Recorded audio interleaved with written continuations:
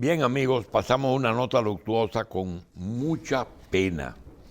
Falleció mi primo Hugo, el doctor Hugo Ramírez Risk, hijo de Hugo Ramírez Lamarche, fallecido, y de mi prima Daisy Risk. Huguito trabajó con Luis Heredia Heredia Bonetti y trabajó con Ayuso, el que es actual juez del Tribunal Constitucional, Sí. creo. Está siendo velado en la funeraria Blandino de la Lincoln. Y el señor La Chapelle, Fellé La Chapelle, está siendo velado en Jardín Memorial. Jardín Memorial. Bien, tenemos un invitado, Michelle. Bien, vamos a dar la bienvenida en este momento al licenciado Víctor Bisonó, Hito Bisonó, ministro de Industria, Comercio y MIPYMES de la República Dominicana. Bienvenido a la revista, ministro. Muy buenos días. Muchas gracias por la invitación. Tenía un tiempecito de no venir por aquí. Tú sabes que Hito, por los años, sabes que tú, Milton, Ginebra, El Chato, pertenecen a una generación de jóvenes reformistas que su juventud la pasaron en las revistas. Sí. Antes de la revista.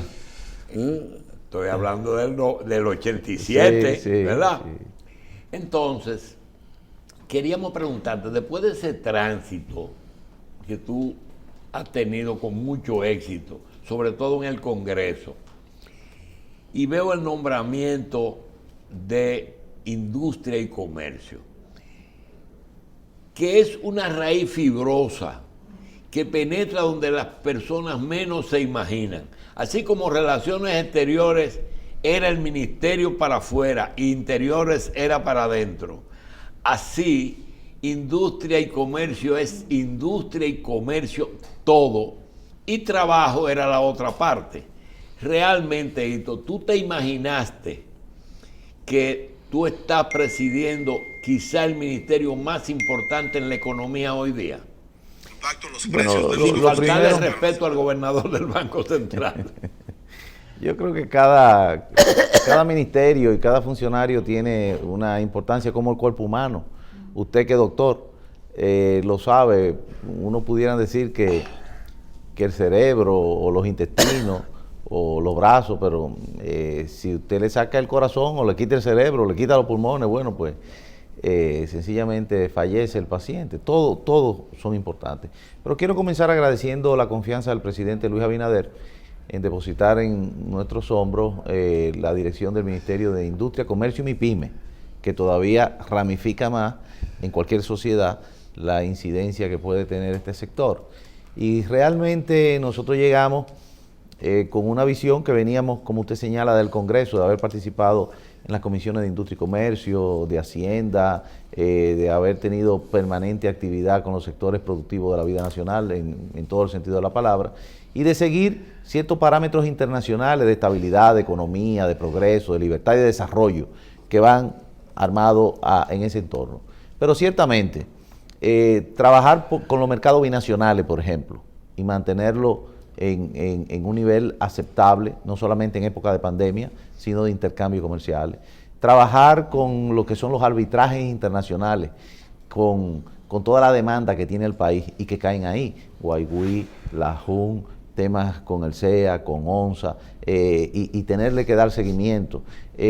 Temas como son las pymes y el financiamiento, tanto de las informales como las formales, darle cabida a proyectos como Pyme Mujer que no existían, impulsarlo a niveles de que ahora tenemos más registro de pymes que en los últimos 4 años en su conjunto. Temas que tenemos que ver indudablemente con lo que son zonas francas y regímenes especiales. La pregunta es, para que sigas en esa dirección, Hito, y es que la vejez es una profesión. En el año 1978, el PRD gana unas elecciones y sustituye un hombre que nunca había sido presidente, con mucha experiencia de trabajo, que era Antonio Guzmán, pero un hombre muy elemental, a un veterano que tenía 60 o 70 años ejerciendo el poder y que dirigía todo. No importa quién era el ministro de la presidencia ni quién era el ministro de Industria y Comercio, porque él era el ministro de todo, Balaguer. Antonio Guzmán, y ahí fue que te cogí pena, Antonio Guzmán pone un gabinete de lujo, pone a Manuel José Cabral en Hacienda, pone a Julio César Castaño con 2 rectorías en educación, pone a Corominas Pepín en obras públicas y pone a don Ramón Báez Romano en Industria y Comercio. Cuando comienzan con el problema de los precios, ¿sabes lo que hizo don Ramón? Que se desgaritó.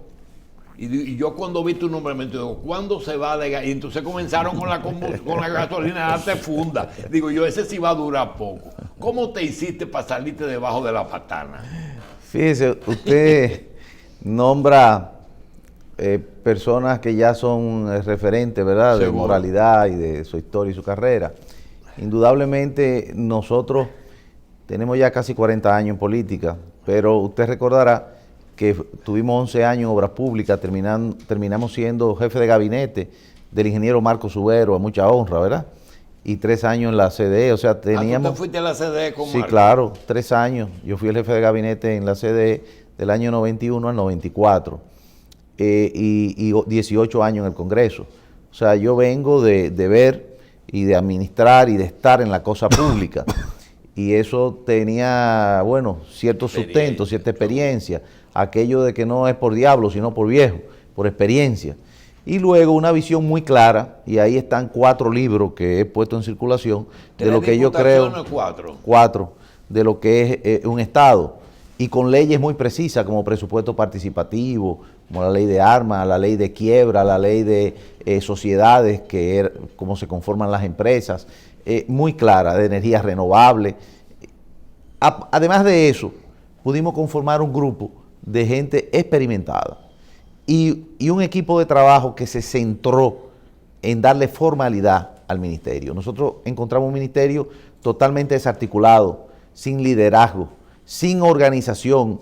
Por eso ahorita le mencioné las diferentes áreas, porque apenas hace un mes que el MAP aprobó la estructura orgánica del Viceministerio de Zona Franca y del Viceministerio de Negocios Exteriores. Y eso prácticamente no existía, ni presupuesto tenían. Y hoy liderean la economía de la Zona Franca, ¿verdad? Pero nosotros nos certificamos ISO 9001-2015. Hay que saber qué es eso. Eso tiene que ver con la organización, con la transparencia, con Pero en este proceso ya ustedes lograron una certificación. En 11 meses.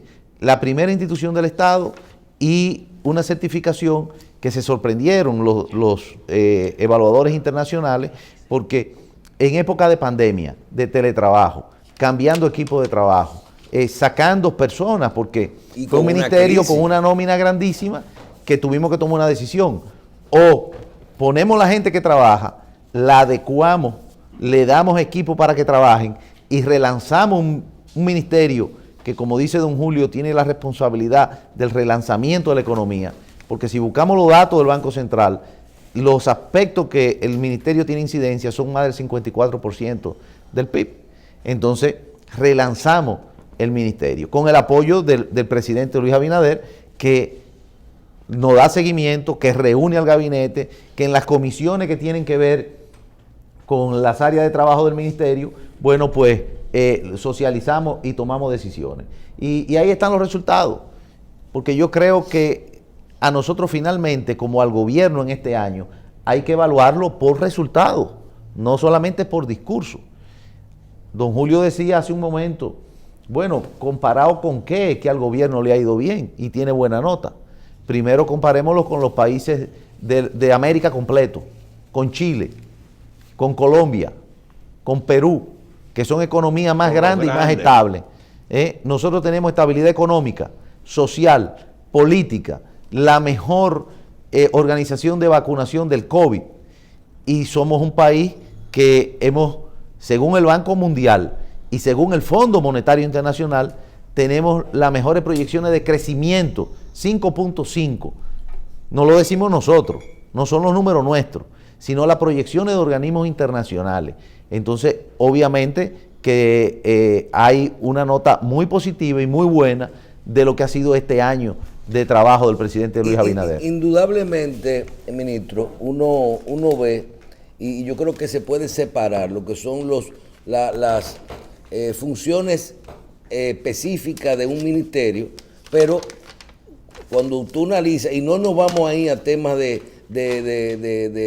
campaña y eso, pero hay una crisis, y una crisis que en el área que usted maneja le ha dado difícil. Tenemos un problema internacional de precios, con los precios de los combustibles y con los precios de muchísimos commodities que inciden en el transporte en marítimo y todo esto, que inciden en los precios en República Dominicana. Ese es un problema.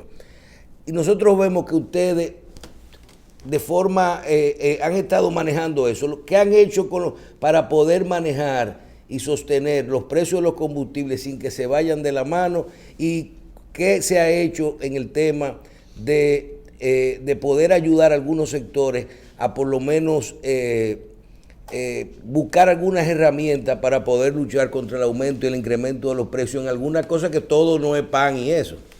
Fíjate, lo primero es que al estar cumpliendo y cambiando, que vuelvo y digo por resultados, cuando nos juramentamos y tuvimos la primera sección de trabajo, el presidente Luis Abinader nos dio instrucciones precisas de que interactuáramos, como es lógico, pero ¿de qué venían muchos de esos ministerios? De estar desarticulados, de no tener liderazgo, como es el caso nuestro. Inmediatamente trazamos una ruta de la ruta industrial, y cada martes o 2 veces a la semana visitamos diferentes industrias, desde las pequeñitas, micro, medianas, hasta la más grande, para con ello ver qué le falta, en qué ayudamos, cómo podemos facilitar algunas cosas que son sencillamente ponerle atención. Y eso ha dado muchos resultados. Ahí está el relanzamiento de la industria, de la zona franca y de la MIPYME. En la MIPYME se ha colocado a través de ProMIPYME más de 8.000 millones de pesos. Y cuando hablamos de ProMIPYME, hablamos de las informales, de las que no tienen acceso, de las que no tienen ahorro, de las que no tienen título, de aquellas que no tienen garantías donde poder buscar recursos para seguir viva dentro del colapso mundial de lo que ha sido la MIPYME. Pero además de eso, nosotros hemos relanzado los centros MIPYME para que cuando se identifican ese tipo de pequeñas empresas, darle acompañamiento con las universidades, de financiamiento, de formalidad, de manejo, de procesos. Y ahí están los resultados. Cuando nosotros hablamos de estructura, por ejemplo, de precios, ¿de qué nos ocupamos? Este lunes, fin de semana, con vaguada, con amenaza de ciclón, fin de semana largo para algunos, festivo. Nosotros estábamos en Palacio a las 5 de la tarde, trabajando en la comisión de precios, viendo el tema de los pollos y viendo el tema de la harina, que aunque no ha impactado en este momento, hay anuncios porque si busca la cotización de las bolsas internacionales, el trigo está en el mayor pico de la pandemia. A nosotros nos llega la información. ¿Haití te afecta el mercado? Bueno, tiene demanda. Claro, tiene porque... No está computado, pero afecta el mercado. Lo afecta porque cuando hay pequeñas cantidades, como lo hay en el mundo, usted puede salir incluso con dinero hoy día a buscar insumos y le dicen, no, yo te puedo vender cierta cantidad, no tengo más de ahí. Pero por ejemplo, entonces la demanda de Haití presiona también precios y presiona a la de aquí. En el tema de los materiales de construcción, nosotros tenemos información de que ustedes están, por ejemplo, en algunos casos varilla, cemento y eso, haciendo gestiones para controlar el mercado, porque la incidencia de los precios internacionales es grandísima, el aumento. Bueno, ahí volvemos a lo de la experiencia. O sea que no es nada más comida. No es nada más comida. Se hicieron unas mesas de trabajo. Nosotros salimos, cuando llegó un momento, salimos a consultar. A uno de los que consultamos fue a don Kiko, que un día lo llamé, le digo, quiero conversar con usted. ¿A Kiko Tavares? Sí, en la lotería, y digo yo, cuénteme qué hacían antes, cómo se interactúa. Y fuimos recogiendo opiniones. Bueno, terminamos, liderados por el presidente Abinader, en las mesas de trabajo, donde estaban todos los actores, públicos, privados, productores, comerciantes, y se bajó todo. Fíjense que vuelvo y le digo, por eso es que podemos decir que estamos cumpliendo y que se está cambiando. Y esos sectores están cooperando. Sí, los claro. que no son públicos, hablando de los importadores, los industriales, ayuda realmente. Cuando uno ve que dice, vamos a controlar ese precio ahí, todo el mundo va a hacer un sacrificio. Realmente una cosa es en la mesa y lo ejecutan después. Definitivamente. Yo le invito a que usted vea, por ejemplo, el pan de 5. En los supermercados está a 4 y a 5. Porque son sectores nicho. Y eso es conjunto, por ejemplo, con la UMPI, que son los que representan a los panaderos a nivel nacional, porque a ellos entonces los apoyamos sin competir con ellos en los nichos de los barrios. Y ahora con el INEPRE, nosotros manejamos un programa de 300 millones, sobraron 35 y se lo pasamos entonces al INEPRE para que dentro de los mercados de INEPRE pueda estar presente el pan de 5, incluso cubriendo hasta la telera de Navidad. Y cuando tú hablas de construcción, bueno, nada más hay que ver qué ha pasado después. Los principales materiales, por ejemplo, 1.200.000 fundas para vivienda feliz con un 15% de descuento. De aquí a diciembre. El acero, anoche mismo hablé con el presidente de Acoprovi, le llegó un descuento en varias partidas, pero ya con niveles de un 15% de descuento. Y se ha traspasado también al mercado nacional y hay que ver cómo los canales de distribución traspasan la totalidad de los descuentos que se han establecido. Pero son situaciones totalmente reales, pero reales dentro de lo que hay en el mundo, porque son commodities. Nosotros somos una isla, nosotros ocupamos la 2/3 parte y la gran mayoría de las cosas aquí se importan. Por eso a mí me da pena cuando veo políticos experimentados, políticos que deben de tener una causa país antes que nada, tan distante de las elecciones, haciendo campaña populista desde este momento, planteando situaciones que son que el pueblo no es idiota, aunque hay algunos que creen que no se puede conceptualizar con nadie y que en un momento tildaban de zonas fallidas, por ejemplo, las mismas zonas francas, y que hoy día liderean la oportunidad de empleo rápido o de empleo ya diferente para la República, para los dominicanos y las dominicanas. Entonces, al final de cuentas, se ha cambiado, se ha cumplido, y aquí hay estabilidad económica, estabilidad social, hay estabilidad de salud, que se puede decir, y eso se refleja ¿en dónde? Se refleja en la reserva del Banco Central, 12.600 millones de dólares en reserva. Se refleja en la estabilidad de cambio, el peso se ha apreciado incluso, y se refleja en la apertura que ha tenido ya el país con relación a otros países. Ya nosotros comenzamos a recibir no solamente inversiones, en Brasil, México y Perú, las inversiones bajaron hasta un 49%.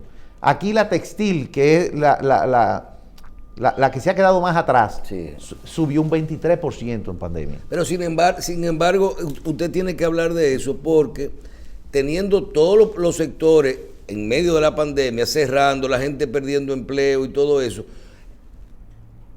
¿qué pasó con la industria de la zona franca, con la zona franca en República Dominicana, que se diferenció de todos los sectores y que se activó inmediatamente? O sea, con personal que trabaja uno al lado de otro, o sea, no hay nada raro, y este fue un sector que yo creo que antes de diciembre se activó completamente, inclusive superando lo que uno mismo esperaba para este año. Bueno, la verdad es cuando nosotros asumimos, inmediatamente, acuérdense que asumimos en medio del COVID, del pico más alto del COVID. Inmediatamente nos llegaron requisiciones del teletrabajo, fueron las primeras. Por ejemplo, una zona franca, la zona franca de las Américas. Ahí hay un call center del Scotiabank. Y inmediatamente nos dijeron, mira, nosotros no podemos dejar de dar el servicio. Necesitamos 600 personas en su casa, pero hay que llevarle la computadora, hay que sacarla de la zona franca, hay que llevarle la batería, el inversor. Pero le dieron la facilidad. Inmediatamente le dimos las facilidades. ¿En qué generó eso?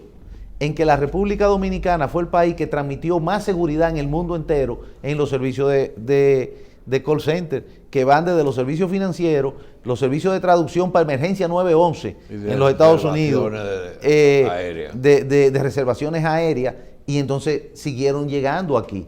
Pero ¿en qué concluyó eso? concluyó en que nosotros pudimos contratar a través de Teleperformance, que se amplió 2 veces en este año, personas trabajando en teletrabajo en San Juan de la Maguana, por ejemplo, que era el granero del sur, y que lo dejaron sin un solo grano de nada, ¿verdad? Y entonces ahora estamos buscando a los jóvenes allá opción de teletrabajo y se da. Y eso se ha regado la noticia en el mundo de que aquí se cumple, de que aquí se cambió, de que aquí hay garantía jurídica. Por ejemplo, hablan del nearshoring, que es una política del gobierno de los Estados Unidos, de Trump, de Biden ahora, de traer los capitales de China hacia los Estados Unidos. Pero resulta que en los Estados Unidos la gente no quiere trabajar porque le han dado subsidios y ahora lo que van a trabajar se mudan a la construcción, porque acaban de aprobar un paquete de $3 trillones para la construcción, ¿verdad que sí? Entonces los ensamblajes, ¿dónde van? Al nearshoring, los que están más cerca de la costa, que ahora le llaman friendshoring, los más amigos, con quien se puede confiar. ¿Y en quién se puede confiar? En República Dominicana, que tiene estabilidad económica, que tiene estabilidad social, que tiene estabilidad jurídica, y que hay un presidente con un equipo de trabajo dando garantía de que las cosas van a seguir creciendo y con esa misma estabilidad. Y nosotros tenemos ya empresas que han venido y se han instalado aquí. La primera prueba de COVID, aprobada por la FDA, en 30 minutos se fabrica en la República Dominicana, 2 millones mensuales se le envían a los Estados Unidos. Las máquinas de separar el plasma de la sangre, usted, don Julio, que desde cero la máquina se arman aquí, porque muchas personas creen que aquí se hace cachucha y gin. En Itabo, pero hay equipos como eso también en San Isidro. En San Isidro hay una zona franca de equipos de medical device que tiene más de 4,000 empleados, que todo es alta tecnología, los hilos de saturar, los bisturí, cateterismo, ese tipo de cosas, joyería de la más alta gama de los Estados Unidos, equipos, componentes electrónicos y el área del tabaco. El tabaco para exportación a los Estados Unidos creció 50%. En sentido general, 84%. O sea, nosotros este año mírenlo ahí vamos a exportar la capa de 1.200 o 1.300 millones de dólares en tabaco. Ahora, ¿qué se hizo por mandato del presidente? La primera salida del presidente fue a Santiago y la primera comisión que formó la lideramos nosotros con el sector tabaco. ¿Para qué?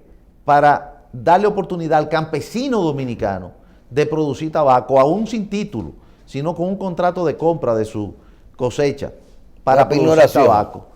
Y se financiaron a 0 interés 721 millones de pesos para campesinos que ya le están vendiendo tabaco a los productores de tabaco de República Dominicana. Y por eso que yo digo que estamos cambiando y que la muestra está ahí. O sea, son evaluables, son resultados lo que nosotros tenemos. La gente cree siempre que en el Ministerio de Industria, ahí no sabe, ahí se aprueba todo lo que son estaciones de gas, de combustible y todo eso. ¿Por qué usted suspendió todo eso de las nuevas estaciones de combustible? ¿Eso es tema de control? Sí, eso es tema de control. ¿Y eso no le quita a usted capacidad de dar permiso y eso? Bueno, le quita capacidad de lo que hacían, o si se quiere tener otro tipo de control. Sí. Nosotros lo que tenemos es un levantamiento que nos hizo el BID, como prometimos, con el acompañamiento del BID, y resulta que República Dominicana tiene 1.880 estaciones de servicio, mucho más que el promedio de cualquier otro país, mucho más que el promedio de kilómetros cuadrados que necesita la República Dominicana. ¿Le prohibieron la de combustible o la de gas? Las dos. Nosotros solamente en el Ministerio se puede aceptar solicitudes de estaciones en las circunvalaciones nuevas, porque obviamente son trayectos nuevos, no hay, y de gas natural. Lo que tenemos allá son procesos que estaban depositados, supervisiones, solicitudes de remodelación que se dan inmediatamente, se hace por ventanilla, son procesos expeditos, donde nos hicimos acompañar de London Consulting, que tiene que ver con temas de procesos de recursos humanos y de equipo, una de la compañía de la más alta reconocimiento mundial, de Chanoil, que la recomendó el Banco Mundial, que la encontramos ahí, pero terminamos todo un proceso, y dentro de ello hemos reestructurado todo lo que son temas internos de permisología de hidrocarburos. Y hemos llegado incluso, porque no lo hemos dicho, ahora lo digo con ustedes, a evaluaciones dentro de las exenciones que por ley y por decreto se le dan a diferentes sectores. En el 2019... ¿Y usted se va a meter en eso, a chequear los combustibles que le dan a las plantas, a las industrias? Es un mandato del presidente. Yo no tengo más opción que cumplirlo. Y además es un compromiso de nosotros. Sí. En el 2019 se daba un total de 21.000 millones de pesos. Como va el año, nosotros seguro que cerraremos por abajo de los 14.000 millones de pesos. Ministro, yo creo que hubo una inversión de la participación suya aquí, porque debió ser después del discurso, porque es que yo tengo la sospecha de que muchos temas de lo que va a tratar el presidente, que por delicadeza no deben ser tratados ahora, tienen que ver con industria, como impuestos, como eliminación de ciertos privilegios, etcétera. ¿Usted cree que es así? Bueno, el presidente tiene esta noche, estamos convocados todos a Palacio. El presidente va a dar una rendición de cuentas. Eso es otra cosa que hay que evaluar. Vivo. Es un presidente que comunica, que da la cara, que está presente los 7 días de la semana, que no está lejos, sino que está cerca de la gente, que pone a los ministros a rendir cuentas periódicamente y a dar la cara periódicamente. Un modelo nuevo, se pasaron República Dominicana, el último que lo hacía era Balaguer, con todas sus limitaciones, salía al interior y tenía 2 veces a la semana acercamiento con las inauguraciones. No me refiero Luego pasaron 20 años de gobierno del PLD, donde los presidentes rara vez conversaban, y si conversaban o decían algo, lo decían muy de lejos. Sí, yo me estoy refiriendo a que cuando se va a hacer una rendición de cuentas, lo primero es, industria, ¿qué hiciste? Es decir, usted aporta la parte de industria de la que él va a hablar, pero también supongo que ha habido consultas, porque todo el mundo sabe que antes de diciembre tiene que anunciarse la reforma fiscal, y la reforma fiscal o ayudará o le dará duro al sector comercial e industrial que ustedes presiden.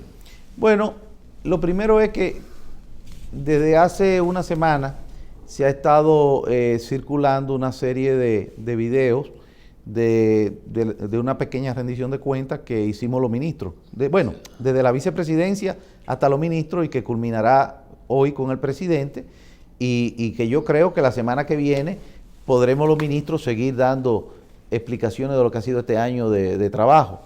Pero en cuanto a lo que yo he oído o lo que sé con relación a lo que puede ser una reforma, yo no lo veo en el horizonte de este año. No lo veo. Yo creo que y esto incluso quizás extralimitándome dentro, porque esa no es mi área, estoy seguro que lo que se está haciendo ahora es encarando los temas que se han planificado y que de acuerdo al plan de trabajo del presidente y del gabinete se han ido ejecutando con los resultados que vuelvo y digo, las evaluaciones. Muy bien. Y no está lo de la reforma. Como quiera que sea, el presidente que va a hablar y va a hacer lo que tiene que hacer, pero en el desenvolvimiento diario de un ministerio de industria, Hacienda y Banco Central son los dos ministerios, los dos departamentos del Estado que ustedes más contactan. Tengo muy buena relación, obviamente, con el ministro de Hacienda, principalmente por el subsidio a los hidrocarburos. Hay un subsidio de 6.500 millones de pesos ya, que se ha decidido. ¿En lo que va de año? En lo que va de año. Y por primera vez en mucho tiempo, por ejemplo, ayer se ejecutó un pago de 2.000 millones de pesos a refinería, en el día de ayer.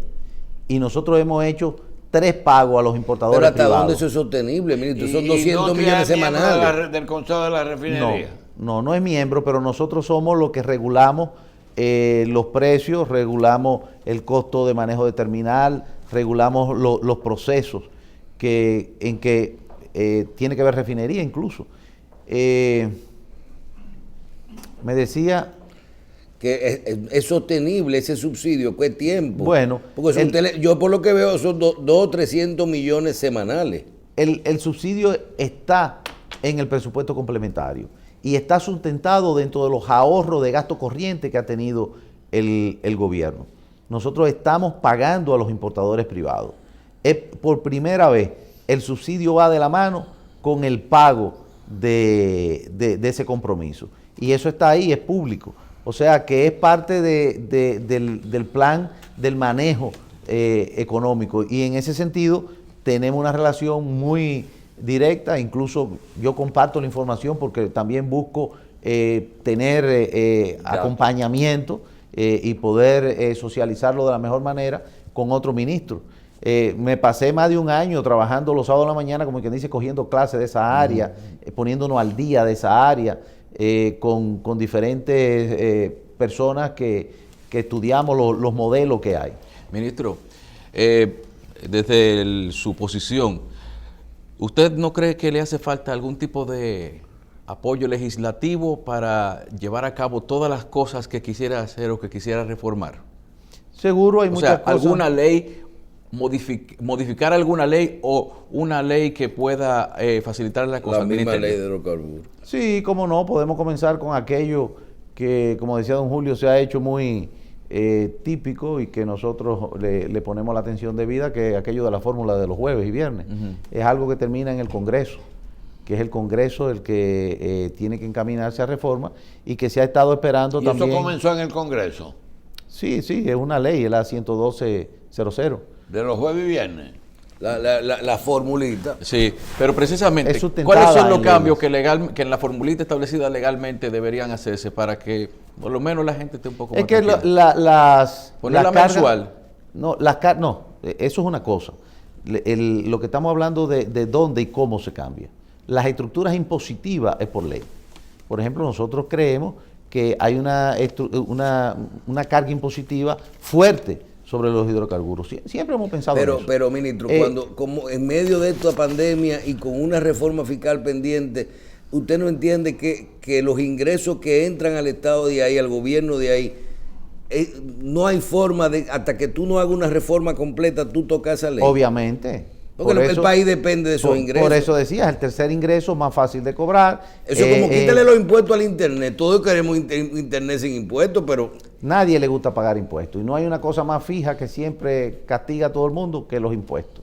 Por eso ahorita le decía que es muy fácil desde el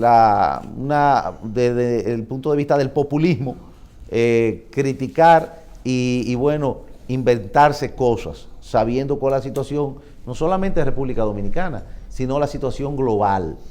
Y el éxito que ha tenido la República Dominicana para el manejo del COVID, porque ¿cuánto se ha llevado la inversión en salud para el manejo del COVID? Del presupuesto nacional.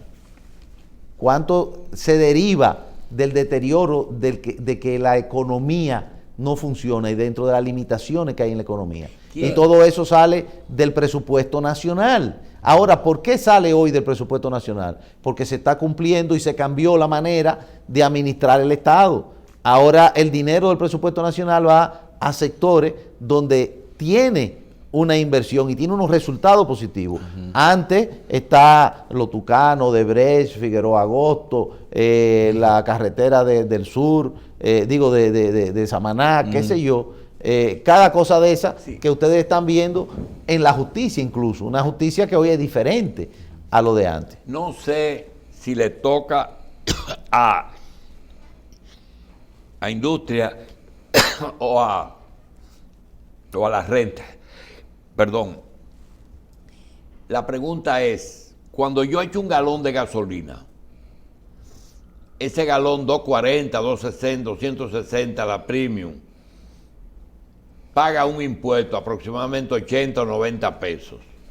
Ese dinero, ¿cuándo va a la Tesorería Nacional? ¿Y cuántos días se coge la bomba en mandárselo? ¿Y quién es la autoridad, si es ustedes o la renta, que tienen que vigilar que el overnight ellos no lo alarguen mucho?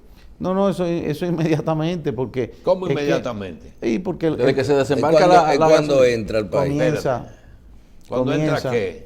Desde que el combustible comienza a llegar al país, comienza la cadena impositiva, porque tiene diferentes tramos. Tiene importación, tiene transporte, tiene detalle. O sea, no es un solo no es en un solo sitio que se paga. Tiene un tramo de diferentes pagos. Ministro, usted ha tenido que enfrentar en lo que tiene durante el tiempo que lleva en el cargo algunos intentos o se ha encontrado con lo que son solicitudes de permiso con fines especulativos. Es decir, voy a pedir un permiso de una bomba, pero no la voy a poner, sino que voy a esperar para después negociar eso. Bueno, nosotros hemos visto y encontramos, y hay, eso es parte del estudio del BID, las que están, que no tienen los permisos al día, que no cumplen, que violan. Nosotros le hicimos un llamado a través de las diferentes asociaciones de que se acerquen para nosotros acompañarlo a regularizarse y no tener que perseguirlo, principalmente por temas de seguridad, porque hemos visto los incidentes que han ocurrido. Hemos combatido el tema de los ilícitos, por ejemplo, cuando nosotros nos ocupamos de que no llegaran más barcos y de que se vendiera combustible de contrabando por barcazas, que ya eso se eliminó, a eso es que yo me refiero, para que estemos claros, porque responden y ponen otras cosas. Había un combustible que se compraba, vamos a decir, fuera de la regulación. Fuera de la regulación, triangulaban, y hay personas presas, eso no es ningún secreto, y está en la prensa, que le corresponde a otro estamento. Y además de eso, también regular los procesos que puedan ser por las ventanillas, que no haya que ir a pedir favores, que no haya que ir a decir yo porque estoy con un acompañado de alguien o que soy amigo de alguien, a mí me la aprueban y a otro no, ¿verdad? Con un asunto de permisología que tú estrangulando permití una cosa o soltando permitía otra. Y todo eso se ha eliminado, se ha cambiado y se ha cumplido. Se ha hecho de la mano de organismos internacionales. Cuando comenzamos dijimos que quizás todavía cada día aparece algo en industria que no estaba previsto, pero que está ahí. Pero hay dos cosas que no, que desde el primer día se sabía que están en industria. Uno es que de los grandes negocios que hay aquí, fuera de minería, combustible y generación eléctrica, industria tiene que ver, y hay dos amigos míos que no me van a perdonar si yo no le pregunto, ¿cómo usted resolvió el problema de Manuel Corripio y de Pituso? Bueno, lo primero es que hay personas que tienen que apostar y entienden que el país está por encima de todas las cosas. ¿Y ellos lo entendieron? Ellos lo entendieron. No hay manera de que en medio de una pandemia, de que en medio de una crisis económica, sectores que han apostado al desarrollo del país y que tienen incidencia y que tienen grandes capitales invertidos puedan estar compitiendo por temas que lo van a atrasar cuando pueden seguir desarrollándose. Y yo tengo relativa tranquilidad. Nosotros con el Viceministerio de Comercio Interno, que está Ramón Pérez Fermín, se hace una reunión mensual con todas las asociaciones juntas para que presenten las novedades, las quejas, las sugerencias, el apoyo, el acompañamiento. Y si tú validas tu coincidencia generacional con esos dos sujetos, dice, vamos a hacer una cosa, siéntense ahí en esa oficina, pónganse de acuerdo y déjenme saber los resultados. No se puede conseguir eso con ellos. Sí, es que hemos estado trabajando así. Yo no tengo queja más que el acompañamiento de los diferentes sectores. Y allá hemos recibido, lo pueden buscar en las redes. Hoy día en las redes se ven muchas cosas. A los sindicalistas, a todos. Es más, hoy en la mañana yo tengo allá al senador Marte a las 8:30. A todos los que han tenido... Buenos días. Sí, pero a los embajadores que representan... Pero tú con Antonio Marte no puedes. Bueno, yo tengo que escuchar a todo el mundo. Es un senador, jefe de partido político, sindicalista y propietario. No, es un ciudadano que va a un ministerio y que los ministros lo reciben y lo oyen. Ahora, todo es lo que se puede y lo que es debido. Lo que le quiero decir es que nosotros tenemos un ministerio de puertas abiertas. Bien, y lo que hacemos es buscar consenso, oír, visitar los sitios, acompañarlos y dentro de ello, vuelvo y le digo, estamos cumpliendo, se está cambiando, es el deseo del presidente, nosotros estamos trabajando 24 horas al día, mi teléfono es el mismo, trabajamos los 7 días a la semana, de lunes a lunes, y tratamos de hacer lo mejor. Y agradezco incluso las observaciones y las críticas también las agradezco. A veces me río muchísimo. Ayer yo puse en las redes, en el Instagram, un tema de unos zapatos. Bueno, pero si a mi oficina van unos muchachos de San Francisco de Macorís, sí, pero usted le demostró que usted lo que usa. hacen unos zapatos que no tienen nada con qué envidiarle a unos zapatos extranjeros y me piden que lo apoye y son una MIPYME y están bonitísimos y me lo llevan. Lo menos que yo puedo hacer, si no le puedo dar otra cosa, es ponérmelo y hacerle un apoyo en las redes que tienen gran llegada. Bueno, que uno dicen que un ministro no debe hacer eso, otros dicen como que eso es algo social. Eso está muy bien. Eso está muy bien. Si no fuera muy aburrido, si no hay diferentes opiniones. No, eso es lo nuestro. Ministro, es para eso que las pymes. Es para eso. Finalmente, que se nos fue el tiempo, el recuerdo cuando se hablaba del aumento salarial, en los últimos 2 o 3 años, que el sector empresarial le decía al sector trabajador, no hay discusión de aumento salarial hasta que no haya reclasificación de las empresas. Bien, no sé qué pasó, y voy a cortar la pregunta, en este año como que parece que las reuniones para aumento de salario se hicieron y lo que se hizo fue un anuncio, no hubo discusión, yo no vi mucho temas de discusión en este sentido, se hizo el anuncio, pero se anunció paralelo con una reclasificación empresarial, en la que uno veo que se crea algo nuevo, y es, en vez de 3 cosas hay 4, antes estaban las MIPYME y las grandes. Ahora tenemos microempresas, pequeñas empresas, medianas empresas y grandes empresas. Esta reclasificación que es a nivel de la empresa y sobre todo para fines de salario, ¿tiene algún impacto en el crecimiento sobre todo de esas pequeñas y microempresas, esta nueva reclasificación dentro de su ministerio? Lo primero es que hay que reconocer que cuando hay un liderazgo confiable y sólido como el del presidente Luis Abinader, se da lo que usted acaba de decir, que para mí tiene más importancia que cualquier otra cosa. La confianza que el sector tripartito, patronal, trabajador y gobierno se ponen de acuerdo rápidamente, sin mayores discusiones.